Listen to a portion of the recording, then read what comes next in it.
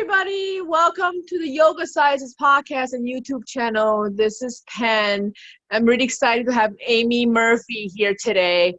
I actually met her a few weeks ago at Crystal at a Gemstone store, a local one. And I was asking her a bunch of questions about different stones that I was looking for. I used to use them more often than I using them now, and I kind of forgot like a lot of their functions, their features, and the different names, etc. So I ended up she was helping me, and I'm really grateful that I've met her.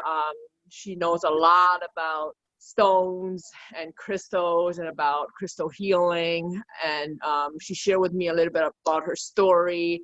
We're not going to go into too much detail about that, but she has done a few different things in terms of like natural healing, energy healing type of things like that. So I'll without further ado, I'll let Amy introduce herself. Thank you for being on with us today. I'm really excited to have you here. Thank you, Pan. I appreciate the opportunity. You're very kind. I work at the Gem Mine in Westwood, New Jersey. I've been there for a little over six and a half years, I think. Yeah. Awesome. So I guess we can start with how did you get into be interested in the stones? And you also mentioned that you were doing some reflexology type of work and Reiki, and then now you're more focused on the crystals and stones more than other areas. So how did you get all those started?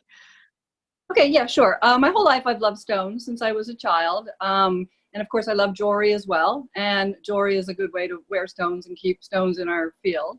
And several years ago, I kind of went through some, a difficult period. I underwent some stress, and because of that, I became interested in yoga. And when I was doing the yoga, I was feeling various energy things that I wanted to know more about, and it indirectly led me to Reiki, which I then became a Reiki master, and I've been a Reiki master for a little over 20 years. And in doing my Reiki work, I ended up using crystals a lot, and I ended up going to various stores to buy crystals to enhance the work that I was doing, either to carry on my person to sort of help my energy be magnified, or to get stones that were specific to maybe a client who was having an issue. So then when I found the Gem Mine in Westwood, I did go there quite frequently, and over time, became friendly there. And when the one woman left, they asked me if I would work there, and I really enjoy it. And I feel like I talk to a lot of different people, and I feel like it's a much wider audience, I guess, to talk to people and talk about subtle energies and energy healing. And that's really my interest. Mm-hmm. And I find it very helpful for a lot of different things.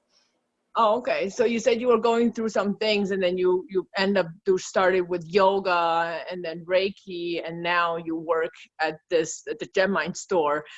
So during that period of healing, how did these different modalities, different ways of the natural healing, the energy work, how did that help you from one state to the other? Sure. So a couple of things happened all at once, but the main thing being my son passed away, and they never knew what had happened. So that was obviously a traumatic experience, and the not knowing made me stressed all the time. And I had a 10-month-old baby at the time. So, I had to find natural methods to try to keep my energy balanced. And again, yoga, I attribute to kind of keeping me or bringing me to sort of a normal state, if you will. And then when I found Reiki, I felt that coupled with my children and my husband and family, kind of made me happy again. The Reiki really helped me, I guess, get past a lot of grief. And in working on other people, that's when if you see positive benefits in helping people heal themselves, it makes you feel better. And then there's sort of a healing that goes on. And obviously I worked with people who went through similar things. So it was, all part of the journey, like I said. And then the stones just ended up being a nice complementary aspect. And then in getting more and more interested in them, I see that they really are, a lot, they're very powerful and play a very strong role in one's life. And they can be useful on a physical level, an emotional level, or a spiritual level, much like yoga and Reiki. Okay. I'm sorry about the loss of your son, and thank you for sharing that with us. Appreciate it. And I'm glad that you found stones and Reiki and yoga helped you heal, and you were able to help others who went through the same similar things, a similar situation that you went through. All right. So in terms of like the stones and everything, and I have some specific questions, like in terms of I saw that you're able to demonstrate and show us some of the stones and the specific healing factors and how to differentiate them, and yeah. Yeah, there's a lot to know. There's thousands of minerals. Crystal really just refers to the lattice work, the shape that the mineral takes, and that affects energy.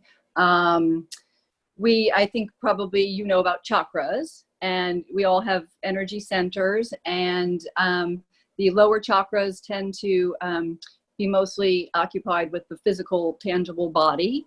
The heart is the fulcrum between the physical and the subtle. You can die of a heart attack, you can die of a broken heart, and then everything above is sort of subtle. It's communication, it's thought, it's spirituality, and that sort of thing. So all the stones, some definitely affect more than one chakra, but you can kind of divvy the stones into ones that maybe affect more the physical body and its functions and the organs. And then you have stones that affect the emotional body, which would be green and pink stones. And then you have stones that affect the, again, subtle realms, either thought, spirituality, that kind of thing. Mm-hmm. That's how it starts as a guide. And then stones that affect all your chakras. So depending on what's going on in one's life, you can figure out what stones might help you in whatever it is you're trying to work through. So when I was going through my sadness, I would work with pink and green stones. Pink stones are the mother unconditional love stones, and green are the protective father type energy. But our hearts are much more magnetic and electrical than our brains are, and it's very important to heal the heart, I believe. Mm-hmm. So I assume for you to be in tune with the stones and be able to feel their energies, yoga would help, right? And any other ways that you could be more, be in touch with the energy of the stone and feel its healing effect? Correct. All those things are useful, and they're all, there's a lot of interplay between those things. I mean, you don't really necessarily hold stones or use stones in yoga per se, but right, the yoga would allow your the chi to flow better, and you'd be more sensitive to it. With reflexology, you can actually use stones to press into some of the reflex points. That's something I do more for myself and my family, than sort of professional. But there's a lot of benefit to reflexology. Oh, okay. So for the stones, you know how some stones, like the colors are very similar, the features are very similar, and different sizes. So does it matter if you end up buying like a large piece of stone or a small piece of stone? Size does not really matter. As someone once said to me, if you have a huge amethyst geode, there might be more, quote, available energy in that than a teeny piece of amethyst. But somebody also has said or written that you can put the small piece on the big piece, during the day or overnight. And if you take it with you during the day, you carry all that energy with you. But size does not really matter now. And that's one other reason the crystals are amazing, because that you can just buy cheap, small stones, and you don't have to invest too much into them, and you can carry them and use them, and there's no harm that they can really do too much either. So, it's just a nice, easy way to try to boost your energy or to smooth out your nervousness or whatever.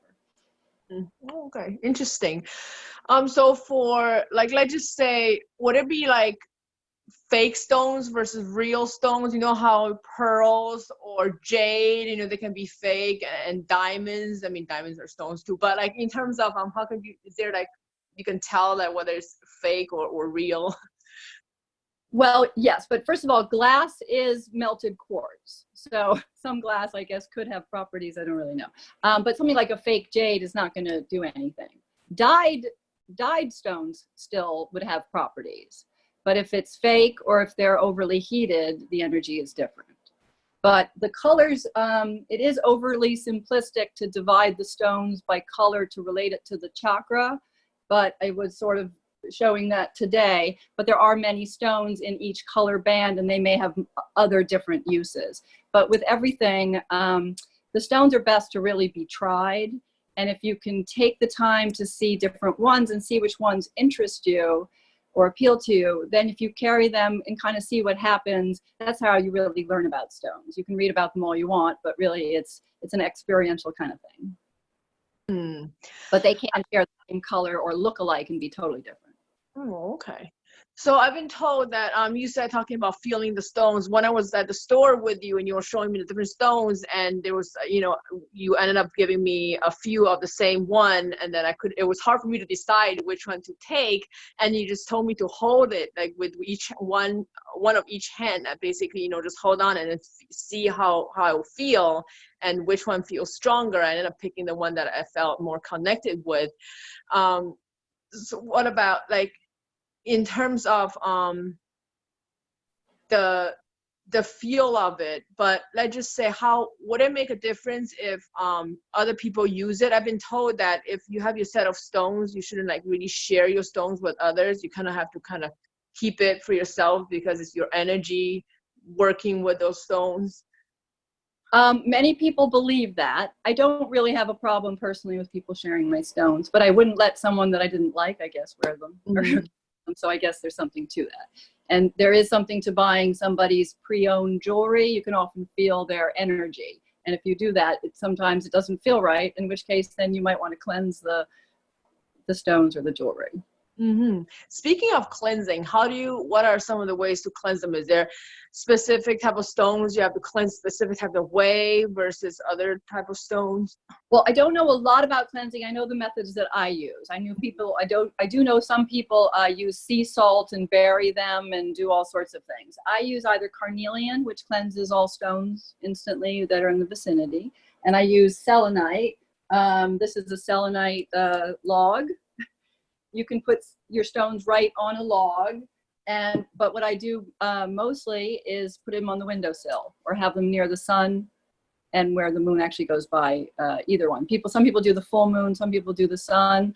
I have most of my crystals on a table that both the sun and the moon basically go by, and I think regularly refresh the crystals. Yeah. If I got a piece of jewelry and I didn't like the feeling of it, I would put that on the selenite bar for sure. Mm-hmm. So how often do you do that? And you can physically wash it as well. I often physically wash stones. You can't wash selenite, by the way, or get it wet. But other stones, I often wash them when I first get them.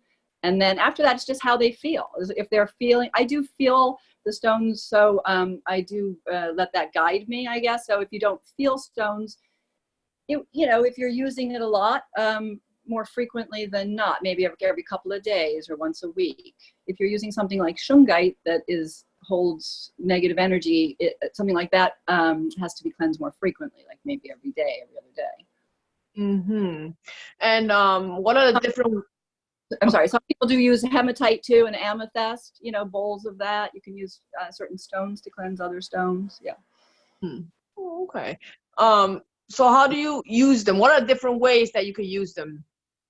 Well, again, jewelry's been around for thousands of years, and that's in order to keep the stone in your energy field. That's often why we wear jewelry, even if we don't think about it. We wear diamonds for engagement rings and whatnot. Diamonds are good for purity and eternity and that kind of thing. Sapphires and all the precious stones have excellent properties. Sapphires are great for the nerves and good for the third eye, and emeralds are good for the heart and so on, and rubies good for the heart and the root and good for the body. So and emeralds are good for memory and that kind of thing. So jewelry is a great way to wear stones, and then I personally carry them in my pockets. I don't wear pants that don't have pockets. And actually, thousands of people walk around with them either in little pouches or in their bras or just in their purses or their car. Mm-hmm. Oh, okay. All right, and can you maybe go over like by the chakras, like for the first chakra, the root chakra, and work your way up to the crown chakra, like different ones, and some common ones that are used for each chakra. Okay, sure. So I did set up a few on this makeshift table here just to give you an idea. So some of the common root chakra ones would be, in other words, grounding stones that affect your physical body, again, quite a bit, your sense of security and health, longevity, your bones, your adrenals, that kind of thing. So these stones would be things like smoky quartz, black tourmaline, any of the sort of black, brown, and red stones, would be good options. But anyway, so smoky quartz, hematite is very grounding. Iron is grounding. Brecciated jasper has hematite in it, but it's a red jasper. Red jasper is one of the best. Black jasper, black moonstone is interesting. Obsidian. So some of these, let's see. So this is a shungite right here. This is almost 3 billion years old. This is, it does almost everything for health, but this is great for the root chakra as well. You have black tektites that affect all the chakras, but they're grounding as well. Agates are grounding. This is an agate. Anyway, they often feel kind of like you would think or look. They're black, they're red, they're very solid. And when you hold them, you do feel more solid. Your energies are more attuned to the earth energies, and you feel less anxious. A lot of people who are anxious, and a lot of people do come into the store and talk about anxiety a lot. A lot of people really just need grounding. Their energies are all over, or they're all up here, or they're all just thinking about work or whatever. But if they were carrying at least just like a red or a black stone in general, they would find themselves much more centered. So it doesn't really matter. There's no wrongs or rights. Again, whatever appeals to you. Do you like a red stone? Do you like a black stone? But they are more involved than just that. But anyway, it's a good place to start. Right? Okay. And then for the second chakra, which ones are good for the second?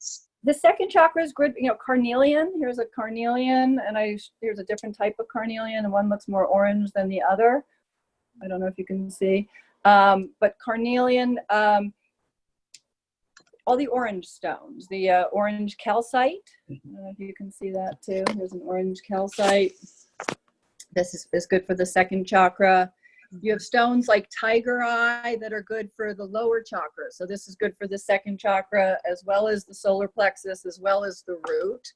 And then when you go to the solar plexus, just like the name would imply, the sun, yellow stones, citrines. And so again, it's overly simplified, but if you're really lost, you can just try to match the colors of the chakras to a degree, right? I mean, you can't go too wrong. But so the gold stones, the yellow stones, even amber, pyrite, a Libyan gold tektite, a sulfur, a sunstone, all these stones are good for your will, your solar plexus, maybe your digestion, maybe your assimilation of ideas, thought. Your solar plexus is, your central sun. And then the heart, like I said, is the fulcrum between the physical energy and the subtle energy. So it's pinks and greens, like I said. So the pinks would be things like rose quartz, rhodochrosite.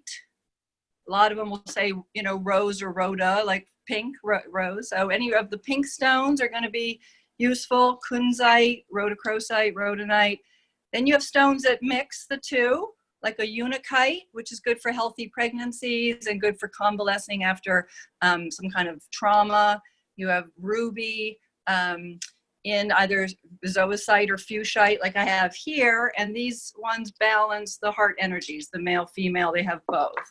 And then you have the green energy stones that are a variety of stones you could use. You can use malachite, amazonite, emerald. Aventurine is very popular. Aventurine is a money stone too. It releases tension from the heart, but it's also good for gambling and money. So a lot of people bring that in. Any of these green stones, green tourmaline and whatnot, they all affect the heart as well in a positive way. And then if we move on up to the throat chakra, and a lot of the throat chakras and third eye or brow chakra stones seem to work kind of for both. But anyway, aquamarine is a terrific stone for calming and the mind. The blue lace agate is great for anxiety, is one of the most popular for that. It's good for communication. These stones are good for expressing emotions.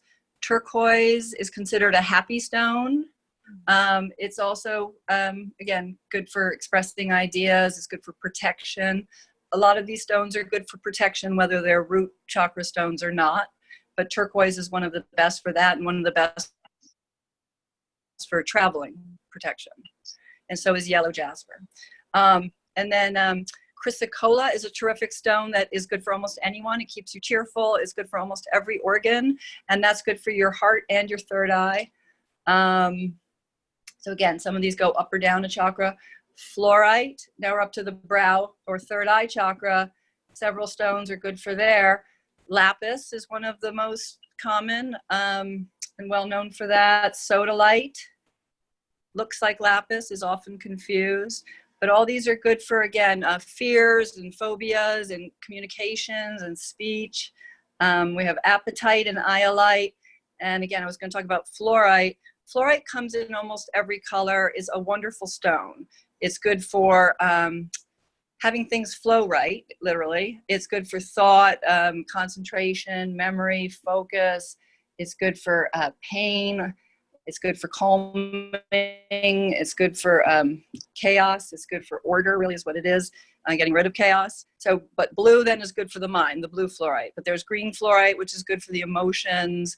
And there's different color fluorites that relate then to the different chakras. So you can have a calcite or a fluorite that may come in many different colors or jaspers, and they can have generic properties that they share, but then they might focus on a particular area. So like this would be a blue fluorite. So this would be mostly involved with the mind. So students, if they want to learn, take a test, they would study with this, a small one, and take it with them to the test. And it helps them retain the knowledge and helps their memory. And then for the crown chakra, and there are other chakras besides these 7, but for the sake of arguments, so then the crown chakra would be amethyst, perhaps, clear quartz, selenite, labradorite, and then things like Botswana agate that are great for sort of the mind and the brain. Even they may not be the crown per se, but they're great for the brain. Scolasite and howlite are examples too. And these are overlooked stones. Howlite is great for sleep and emotional balancing and anger buffering and things. And scolasite is great for unblocking. So they all have these side effects as well. Lepidolite is great for autism and bipolar, and depression. A lot of these are good for depression that work on the crown chakra. So that would be these stones here. And people put selenite next to their bed for sleep. And then this is a clear quartz with montmorillonite, which has lithium in it. And a lot of people are missing lithium in their cells. And if you have a lithium imbalance, you can get depressed or have sleep issues or have sciatica or whatever. And things like lepidolite help that. You can put lepidolite in your pillowcase, or you could put howlite in your pillowcase, and that would help with sleep. Same with celestite, which I don't have a piece of here. And then back to you've got stones that work on many chakras that are just sort of interesting, like ocean jasper is one of my favorites. These come in many different colors. They can affect different chakras, but these are joy stones, and they make you feel terrific. Right now, even talking, I have stones in my pocket, for reasons, same thing, for either mental acuity and memory, or just a joy stone, or just to feel sort of grounded or whatnot. I carry stones every single day. I have them next to where I sleep. I have them all over my house. When you're asking about what you can do with them, it's just placing them around the house is good. According to feng shui, if you put your prosperity stones in the rear left corner of your house or apartment from your back, with the back door at your back, you put your citrines or your amethyst or your pyrites or green aventurine green of entry in any of your money stones, you put them in your rear left corner, and that brings in abundance and wealth. We usually have citrine in our rear left corner of our store. And then your rear right corner is the relationship corner. So you put rose quartzes and things like that there, rhodochrosite, maybe rhodonite, and then that affects, the emotional stability of the house. Wow, there's a lot of information. I'm trying to. Oh yeah, sorry. Detoxifying. Don't forget detoxifying, like sulfurs and things like that. Detoxify chlorite quartzes too. That's a big thing too. I was trying to think of all the different kind of headings, to talk about. But and then you have amber, like you said, isn't really a stone, but that's fossilized tree sap. And a pearl is just an irritant that a mollusk, keeps coating, but they have metaphysical properties. Mm-hmm. Okay, so for somebody who's like new to this and trying to memorize different types and the names and associate them with the colors and shapes and properties, how can you, is there like a way that helps you to remember like categorizing them, or I don't know, by features? How do you remember them? It's best if you can go to a place that you can look at many stones and see which ones truly do attract you the most. You can look it up, and just if you have a specific issue, there are plenty of resources that you could look up. Say you have migraine headaches. You can look up online easily migraine headaches, and lapis will come up, or amber or amethyst or moonstone. It depends what causes the headaches, whether it's hormonal or whether it's, there's different causes. But you can look that up, and then you can go try to find a lapis. So if it's like for a migraine headache, any lapis is going to be pretty much fine. So it doesn't really matter. There's no mistakes there. If you're into the metaphysics or for some specific things for personal growth, it's better if you choose your own stone, I would think. But again, some that are just for physical ailments or whatnot, it wouldn't matter as much.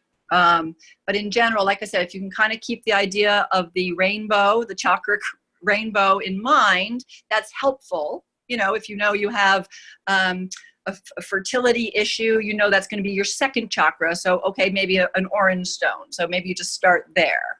You know what I mean? Or if you have digestion issues, you think, okay, it's in my solar plexus. I'll start with a yellow stone, maybe a citrine, or an amber kind of thing. It's just rough. But the best thing in general is to buy a book.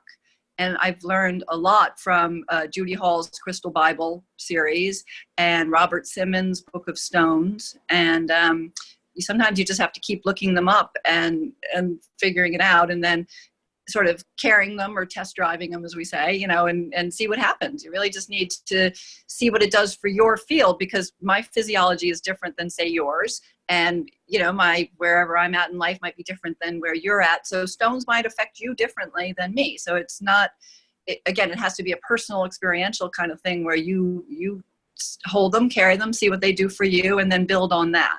And it becomes very addictive, and it's a lot of fun. And again, it doesn't cause any harm.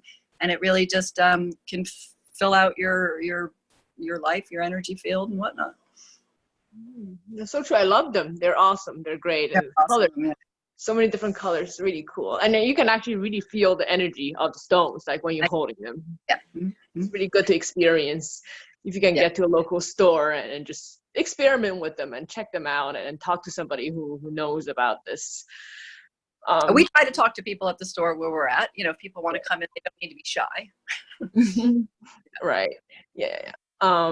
So for, like you said, you carry stones with you to places. Does it really matter like how you group them, or it can just be like the rainbow color, like you said, just any combination?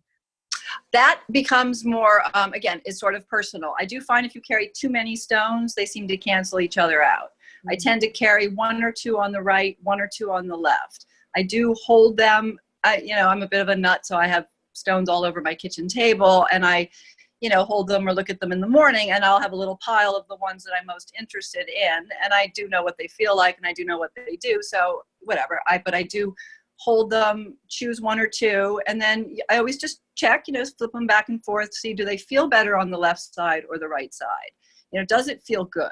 I do it all by feel. If it feels good and it feels solid or feels a certain way, then I go with it. if it doesn't feel right, you'll know. You know, it's very rare that something doesn't feel right, but if you don't, then you just take out the last crystal you put in, or again, try switching it, and if not, take it out and try another one. Oh, okay. Because I've been told that for a bracelet, to put it on the left hand. Okay, so and it's overly simplified, but if you're a right-handed person, your non-dominant side, so your non-dominant side one way or another. So if you're right-handed, that's your left. That's your receiving side. Your left-hand side of your energy is much different than your right side.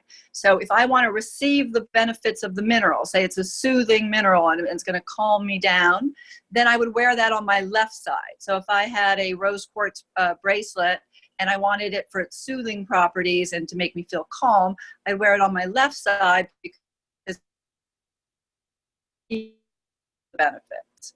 If I have to give a talk or something and I want to project and give off a certain kind of energy, then I would wear that on my right side. But it's a little, it's a little more than that too. The right side is, again, to me, my right side is more my grounding side. And my left side, being more female, is kind of sort of the heart down, and the right side is kind of the heart up. So you kind of take that into account as well a little bit. Mm-hmm. Oh, and I'd wear my green heart stones probably on my right, and I wear my pink ones on the left. And I wear a lot of my blue stones on my right. Okay. All right. Now, we talked about the chakras. What about the seasons? Would that matter? It does. And again, that's somewhat personal, but you want the heavier stones generally in the winter and the fall, I believe. In the summer, you're going to be more attracted to the sparkly, brighter, lighter stones when your energy is lighter. And when you're sort of more in the winter, you might, though, be a little more introspective. So you might be more interested in the sort of meditative crystals. For me personally, I like the clear ones, the blue ones, the tanzanites, the amethyst, that kind of thing in the winter more. And then in the summer, I might be more into sort of bright colored, jaspers and things. It kind of changes with the moon too, but I haven't figured out exactly what the exact relationship is.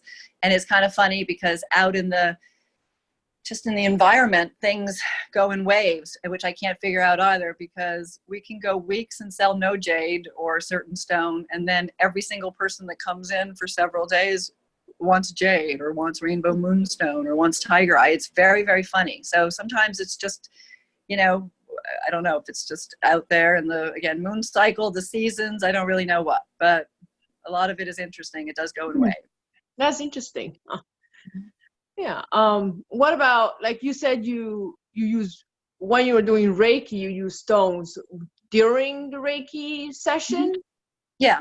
Again, often I would hold them just in my own particular pockets. But sometimes I'd put them around the person. Some people are more open than others to crystals. So if I didn't think they were necessarily open to that, then I might just carry them in my own pocket. And again, maybe magnify my energy perhaps. But if they're open to the whole idea and they know that, then you can take points of sorts and point them either to a person as you're doing Reiki and pull energy in to them. Or if you want to draw off energy from them, you can take points, maybe by the feet and have them point away. And then the energy that comes off during a session will go away.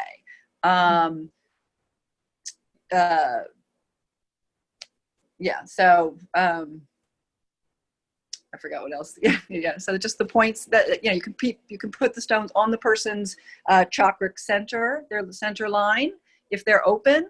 Otherwise, you can just sort of put them around them. And again, either point crystals in or out, depending if you want the energy to go in or not. But just having them near the person will help the energy. Mm-hmm. But if you put it right on their, it's basically the endocrine system, Okay. So how do you feel about, that people say they channel the stones, like people who are experienced in doing energy healing and type of work, like they kind of put energy into it, they channel it, and how does that work? Well, what do you mean exactly if they channel the? Well, it's almost like they kind of do some kind of energy work to it before they give it to you. I don't know how to explain it. Crystals will hold you can program crystals, yes. And certain crystals might say, like attune to say Archangel Michael or something like that. So you can hand people crystals and have them be, quote, programmed or whatnot. They do hold memory and they hold thoughts of that or thoughts in them. But that's very, that really depends on people. Most people don't get too much into that, but people might try astral traveling, things like that. There are all sorts of sort of high-level spiritual work people can be involved in, but you kind of want to know what you're doing with all those things. That's true. But there are stones that do relate to various angels, for instance, or the astrological sign or that kind of thing. And people do follow all that. Okay. Again, for me, it's mostly just feel. It's mostly just feeling and experience. So as for the sessions that you do with, like, in terms of energy healing or Reiki, so how long would those sessions take? I guess it depends on the person. An hour generally. People do hour sessions generally. No, I mean, like, during a period of time, like how many sessions do they go for? Oh, to get Reiki, it depends why they're doing it. If they have a specific health concern, you're supposed to go 3-4 times in a row or as close together as possible to, help the vibration kind of stick. Otherwise, a lot of people come once a week or so for several weeks till they feel, they don't need it anymore. It's very personal. It's how much time people have to. It's never a bad idea to learn Reiki because it's one of the modalities you can do to yourself. And then you don't have to keep paying for it either, because that's the other thing is, when you say how often should you go, it kind of depends on your finances as well. But you would know that Reiki helps some things instantly the first time you get Reiki, and other times it takes a while, and other things are a little more stubborn, Yeah, I was watching this like Facebook group live thing that this woman was doing, like a tarot card reading, and then she was saying, oh, she was really like not a fan of Reiki, and she's like, oh, not everybody can do Reiki, even though they say they learn it and they can do it. Is that true? It's like it's not for everybody. No, my understanding is everyone can do it, and everyone comes to the table to learn a level 1 class, maybe at a different level. Some people are already way up there, or, out there, or very strong energetically, and others aren't. But it's understood that by the end of a level 1 class, everybody's at least a certain level. Everyone has aspects or the ability to do Reiki. Yeah. Some people, may block, they may believe they can't for some reason. Okay. All right. Interesting. Reiki is just chi. It's focused chi. It's concentrated, but we all have chi going through us or we'd be dead. Right. Yeah, that makes sense. Right. Okay. Yeah, I think those are the questions that I have about the work that you're doing. It's fascinating, so much about it, and I think I can talk to you for hours about this stuff, especially like if I'm in front of it, then I have more questions like, oh, what did this do? What did so yeah, you're right. When you're in the store, at a place where you're holding them and talking about them, when you could actually have the person hold them and look at them and see, because there's really a lot to be gained from just sort of examining and holding them and then carrying them. Yeah. But I would always recommend carrying them for maybe 2-3 days if you get a new crystal. And I do try to carry them, see how they feel, and then read the book. And first see what you think on your own, and then read and see what might match. Oh, okay. So in terms of like what you can find on the internet and in books, I guess they're really not that much of a difference, right? There's not much difference, and to be honest, most people lift heavily from Judy Hall or Robert Simmons's books anyway. They're all quoted from them. Oh, okay. Yeah. So any like I've been on anyway, yeah. Okay. Some people add their own little, but yeah. So those again are good books to start with for sure. Awesome, great. Thank you so much for the recommendations and sharing your knowledge with us. So how do we find GemMind, like the website, social media, and how we can find you? Well, it's the GemMind. We're in Westwood, New Jersey, 65 Westwood Avenue, and we're on social media at the GemMind NJ, and we've just gotten all that going, all the Twitter and Facebook and Instagram. So yeah, you can get a hold of me or us there. And yeah, that's pretty much it. All right, great. Yeah, so if you're nearby or check out the website, make sure to look for Amy Murphy. Thank you. I appreciate it. I appreciate your interest and you're talking to me. Thank you very much. Thank you. Okay. Have a good day. Bye-bye.